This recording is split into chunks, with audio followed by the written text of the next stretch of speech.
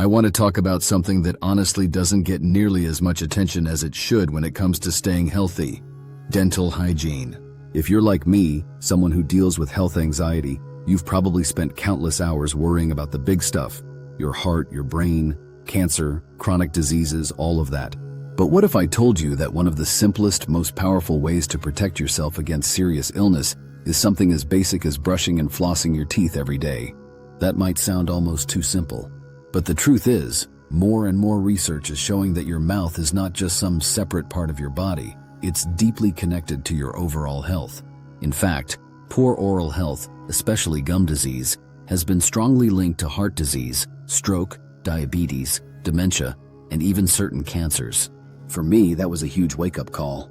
Because if there's something I can control, something that only takes a few minutes a day, and it lowers my risks, then you better believe I'm going to take it seriously. So let's start with the connection between dental hygiene and heart health, because this one really stands out. Gum disease, or periodontal disease, is an infection of the tissues that hold your teeth in place. It usually starts with plaque, the sticky film of bacteria that builds up on your teeth every day. If you don't brush and floss regularly, that plaque hardens into tartar, which irritates your gums. Over time, your gums can pull away from your teeth, leading to infection, inflammation, and eventually bone loss. Now here's the scary part. The bacteria from gum disease don't just stay in your mouth. They can actually enter your bloodstream through tiny breaks in your gum tissue. Once they're in your circulation, your immune system reacts, triggering widespread inflammation. And inflammation is a key factor in heart disease. In fact, studies have found that people with gum disease are up to 2 or 3 times more likely to have a heart attack or stroke. That statistic alone was enough to make me pick up the floss every night, no matter how tired I am. But it's not just about clogged arteries. Those same bacteria have been found in the fatty plaques inside blood vessels, suggesting they may actually contribute to the growth of blockages that restrict blood flow. It's like this constant, low-grade infection in your mouth ends up putting stress on your cardiovascular system every single day. And if you're already someone who worries about your heart health, like I do, then knowing that brushing and flossing can literally lower that risk is an incredible motivator. And the connections don't stop there. Research also shows that gum disease is linked to diabetes. People with diabetes are more likely to develop gum problems because high blood sugar helps bacteria grow, and at the same time, gum disease can make blood sugar harder to control. It becomes a vicious cycle. Then there's dementia. Some studies have shown that the same bacteria that cause gum disease have been found in the brains of people with Alzheimer's. While we don't fully understand the connection yet, it seems like chronic oral infections may contribute to brain inflammation and memory loss over time. For someone with health anxiety, this is both terrifying and empowering. Terrifying because it makes you realize just how many systems in your body can be affected by something as simple as your gums. But empowering because, unlike so many other health risks we can't control, oral hygiene is something we can actually take action on right now, today, for free, in our own bathrooms. Now let's talk about how to actually put this into practice. For me, it's all about building habits that are easy enough that I'll actually stick with them, because consistency is everything when it comes to dental hygiene. The basics are simple: brush twice a day, floss once a day, and see a dentist regularly. But let's break that down, because not all brushing and flossing is equal. When you brush, it's not about speed, it's about technique. Dentists recommend brushing for 2 full minutes, making sure to hit every surface of every tooth. Use a soft bristled brush. Hard bristles can actually wear down your enamel and irritate your gums. Personally, I switched to an electric toothbrush, and it's been a game changer. Not only does it do a better job of cleaning, but it also has a built-in timer, so I know I'm actually brushing long enough. If you're someone like me who worries constantly about whether you're doing it right, an electric toothbrush takes away a lot of that uncertainty. Toothpaste also matters.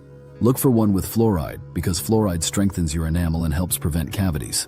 Some people worry about fluoride, but the science is clear. It's safe and it works. You can also find toothpaste for sensitive teeth if brushing sometimes feels uncomfortable, which can make the routine easier to stick with. Now flossing. I'll be honest, I used to hate flossing. It felt like one of those extra chores I could skip, and sometimes I did.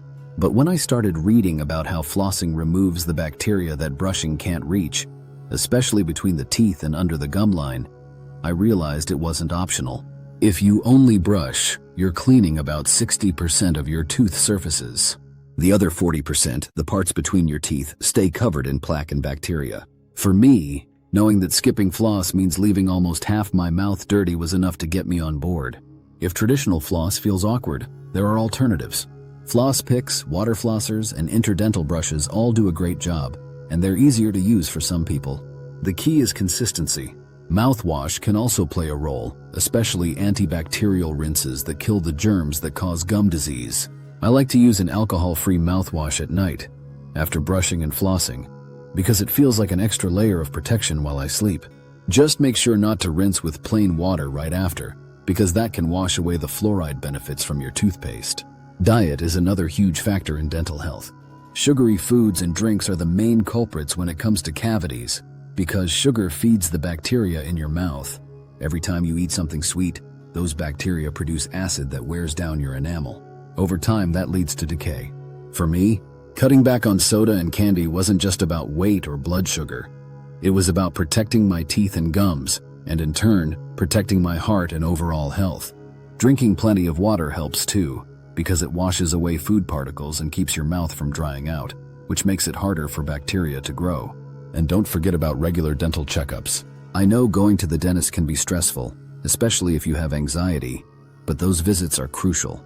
Dentists can spot problems early before they become serious. A small cavity or mild gum inflammation is so much easier to treat than advanced periodontal disease or a root canal. Plus, getting your teeth professionally cleaned a couple of times a year removes the tartar that brushing and flossing can't touch. Think of it as resetting your mouth to a healthier baseline every 6 months. For me, dental hygiene has become one of those non-negotiables, like taking my vitamins or getting enough sleep. Because the science is clear, good oral health reduces inflammation, lowers the risk of heart disease, helps control blood sugar, and may even protect the brain. When you add all that up, the simple act of brushing and flossing isn't just about having a nice smile, it's about living longer and healthier. And here's the perspective I try to keep as someone with health anxiety. I can't control everything. No matter how careful I am, there's always going to be uncertainty. But instead of focusing on what I can't control, I remind myself that something as simple as taking care of my teeth is a real, tangible way to lower my risks. It gives me a sense of agency, and that helps calm some of the constant worry. So if you're like me and you're looking for every possible way to protect your health, start with your mouth.